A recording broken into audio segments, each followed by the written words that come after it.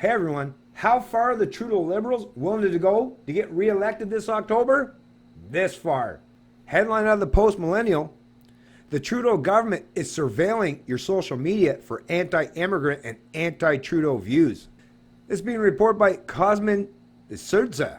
According to internal emails obtained by True North from Immigration, Refugees and Citizenship Canada, the Trudeau government appointed a team of staffers to surveil the comments of Canadians for bigoted immigration criticism. A total of 12 communications and social media staffers were involved in a social care team, which was tasked with surveilling tweets and Reddit posts by Canadian citizens. So yeah, like my videos that I've already posted up this week already suggested, Canada now has an official Ministry of Truth. And the fact that the CBC articles are now coming out with the fact check embedded in them, once again, folks, look at how crazy this is, where you now have the state broadcaster. The state broadcaster. Think about it, folks. In Canada, the people who are in charge with determining and dictating what's truth or what's false are those who are paid by government. Those who get their paychecks or their incomes on a forced wealth and income redistributive model. Think about it. Let's flip this script a little bit. Let's pretend we were talking about Russia rather than Canada. Now, you all know that Russia has basically their own form of a state broadcaster. Theirs is called Russia Today or Russia Television, RT. Could you imagine if in Russia, RT became the new fact checker that got to dictate and determine what's truth or what's false? Anyone in the Western world would be saying, well, that's just the propagandist arm of the government. They're state funded. They're part and parcel of the government. They should never have any pretense or sense of authority in terms of what's truthful, right? That's how the entire Western world would react, and that's how the entire Western world has reacted, or even continues to react, to state-funded media outlets in any other part of the world. But apparently in Canada, they pretend that somehow, I don't know, we're exceptional in some way, that our state-funded broadcaster or propaganda outlet somehow what? Actually does tell the truth? Really? You don't think they have any biases at all towards a big government, considering the fact that they get their paychecks from the government? Actually, it comes by way of taxpayers, but the government's the one that puts the gun at the taxpayer's head or their employer's head to force them to pay for it. So at the end of the day, they know who butters their bread. And any suggestion or pretense that is independent or unbiased in any way, once again, that means you haven't actually lived in this country and you've never actually watched the CBC or listened to the rhetoric espoused by CBC contributors at all. And you're functioning in a realm where you're just completely out of touch with genuine reality. And if that's the case, well, I'm not going to take your opinion very serious now, am I? Nor am I going to take the opinion of these CBC hacks in regards to their pretense of how truthful a political statement is. Come on.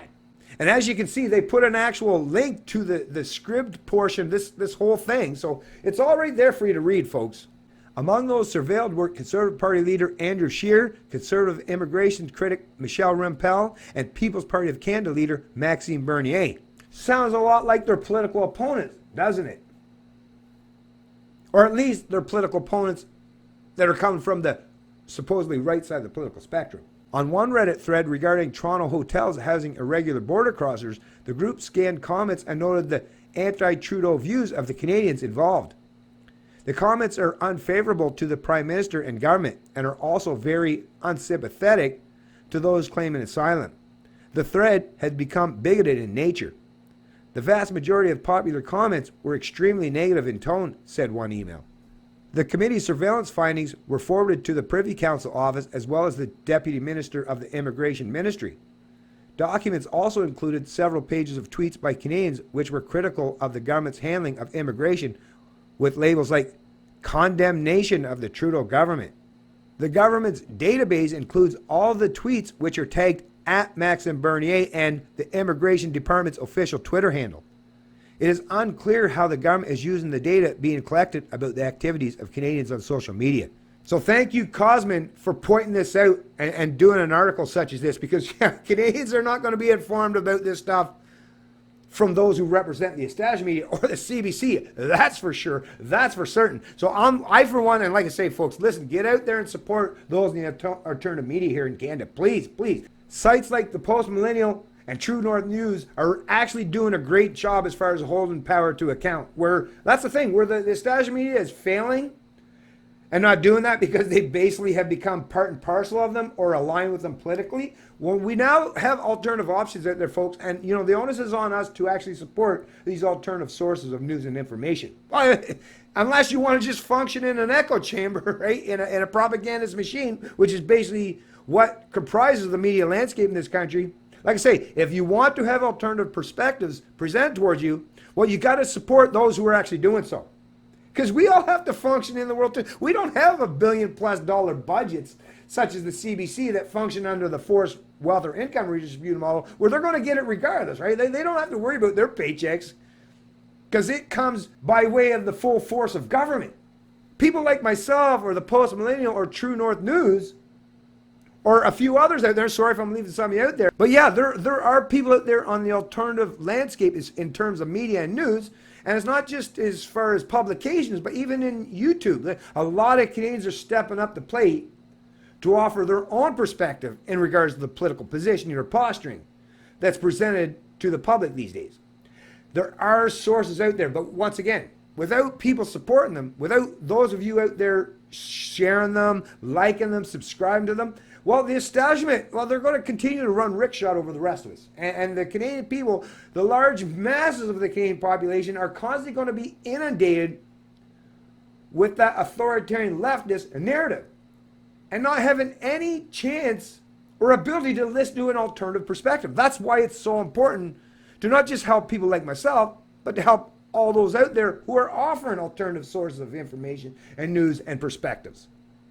If you want the Canadian people to be truly informed and make their decisions based on that kind of information that's properly presented, based on objective logic, reasoning, the rule of law, morality, and objective or critical thinking, then, like I say, the only way that's going to happen is if you support the people who are actually offering that.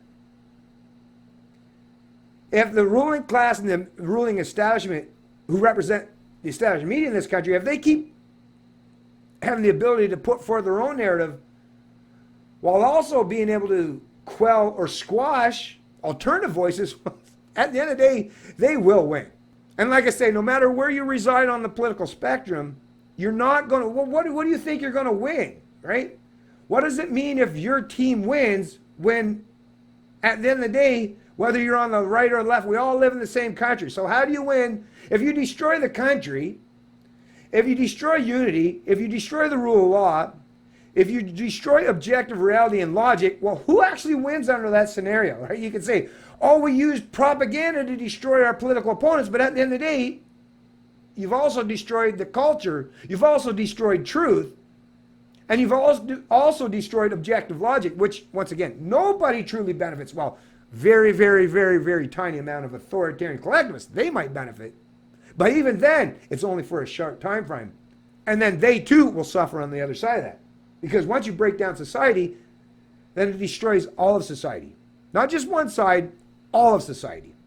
That's why it's so vitally important to reject identity politics, to reject authoritarianism, to reject collectivism in all of its forms and all of its iterations, and stand in full defense of individual rights, freedoms, and liberty, and the pursuit of truth and knowledge.